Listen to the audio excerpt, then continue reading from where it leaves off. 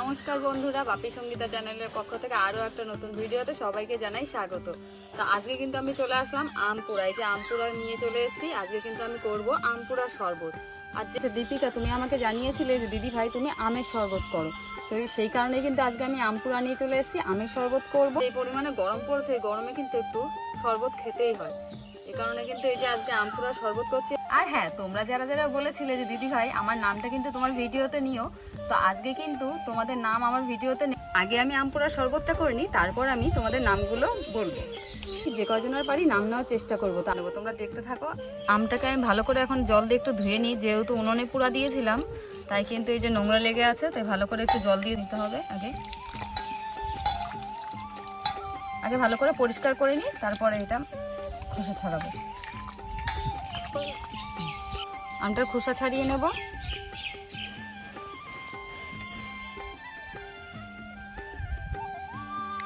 আমের খোসা ছাড়ানো হয়ে গেছে, এবার কিন্তু আমি এর মধ্যে দিয়ে দেবো জল।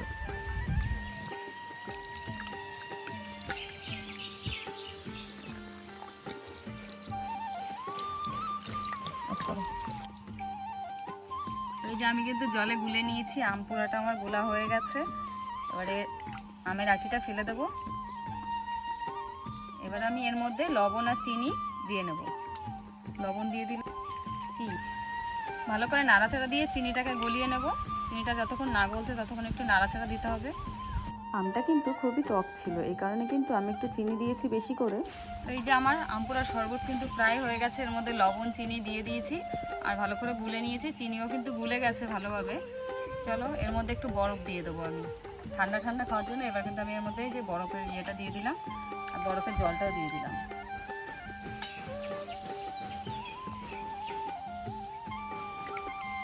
তোমরা আমাকে যেভাবে ভালোবাসা দিচ্ছ এইভাবেই কিন্তু আমাকে ভালোবাসো আর আমার পাশে থেকো। তা তোমাদের মধ্যেও যদি কেউ চাও দিদি ভাই তুমি এই রান্নাটা করো বা এটা বানাও, তো আমাকে কিন্তু তোমরা কমেন্ট বক্সে জানাতে পারো। আমি অবশ্যই চেষ্টা করব তোমাদেরও পছন্দ মতো কিছু করা। আর আমার ভিডিও যদি তোমাদের ভালো লেগে থাকে তাহলে অবশ্যই কিন্তু আমার চ্যানেলটাকে সবাই সাবস্ক্রাইব করে দিও আর পাশে নোটিফিকেশনটাও কিন্তু অন করে দিও। ওই যে আমি বললাম আজকের আমপুরা শরবতটা কিন্তু আমি একজনের অনুরোধেই করেছি।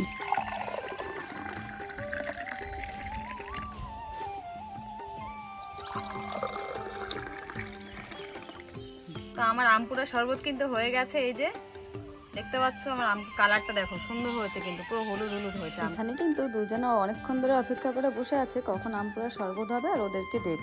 এখন ওদেরকে দিয়ে দিই, ওরা খেয়ে বলবে আমপুরা শরবতটা কেমন হয়েছে। চলো খেয়ে বলো কেমন হয়েছে। হ্যাঁ, হেভি হেভি, ঠিক আছে। আমি একটু খেয়ে দেখি কেমন হয়েছে আমপুরা শরবতটা। চলো, খুব টেস্টি হয়েছে আমপুরা শরবতটা, কিন্তু খুব ভালো লাগছে খেতে। আর এই গরমে কিন্তু সবাই একবার করে ট্রাই করে দেখো, সবাই একবার চেষ্টা করে দেখো এভাবে আমপুরা শরবত করে খাওয়ার, খেতে কিন্তু খুব ভালোই লাগছে। তো তোমরা যারা যারা আমার ভিডিওতে নাম নিতে বলেছিলে তাদের নামগুলো কিন্তু এখন আমি নেব। তো চলো নামগুলো আমি জানিয়ে দিই, বলে দিচ্ছি। প্রথমে আমি বলছি দীপিকার নাম। দীপিকা, তুমি আমাকে কমেন্ট করে জানিয়েছিলে যে দিদি ভাই আমপুরা শরবত করো, তো আজকে তো আমি আমপুরা শরবত তো করলাম, তোমাদেরকে তো দেখিয়ে দিলাম আমপুরা শরবত। দীপিকা, শতাব্দী, আকাশ, মৌ ঘোষ, অনুপ্রিয়া, তোমাদের সবার নাম কিন্তু আমি নিয়েছি আমার ভিডিওতে। আর তোমরা কিন্তু আমার ভিডিও দেখো আর এইভাবে কিন্তু আমার পাশে থেকো আর এইভাবেই কিন্তু সাপোর্ট করতে থেকো। আমার নাম নিতে পারলাম না, আরও কিন্তু কয়েকজনের নাম বাকি রয়েছে, তো আমি চেষ্টা করবো যাদের নাম বাকি রয়েছে তাদের পরে একদিন আমি আবার আমার ভিডিওতে নাম বলবো।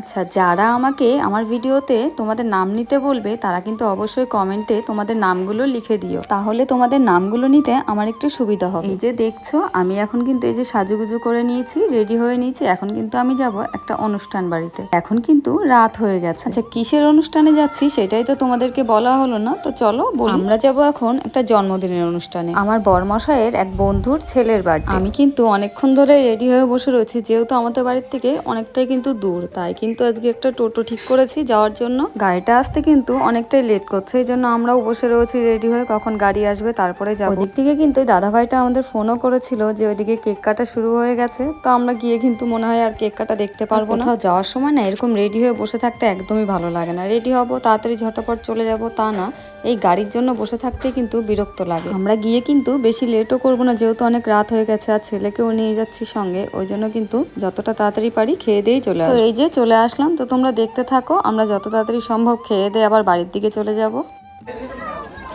অগ্রদীপ তাকাও।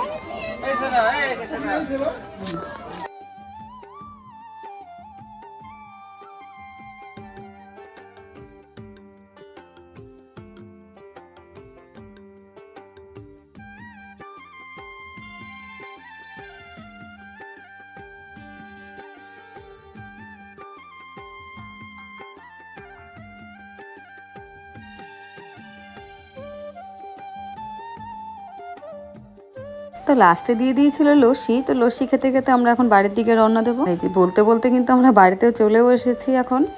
আর অনুষ্ঠান বাড়িতে তোমাদের কিন্তু সবটা দেখাতে পারলাম না, যেহেতু আমরা অনেকটা লেট করে গেছিলাম, তাই কিন্তু তাড়াতাড়ি করে আবার খাওয়া দাওয়া করে বাড়িতেও চলে আসলাম। আজকের ভিডিওটা আর বেশি বড় করব না, আজকের ভিডিওটা এখানেই শেষ করব। তো দেখা হবে তোমাদের সঙ্গে আবার পরবর্তী নতুন কোনো ভিডিওতে।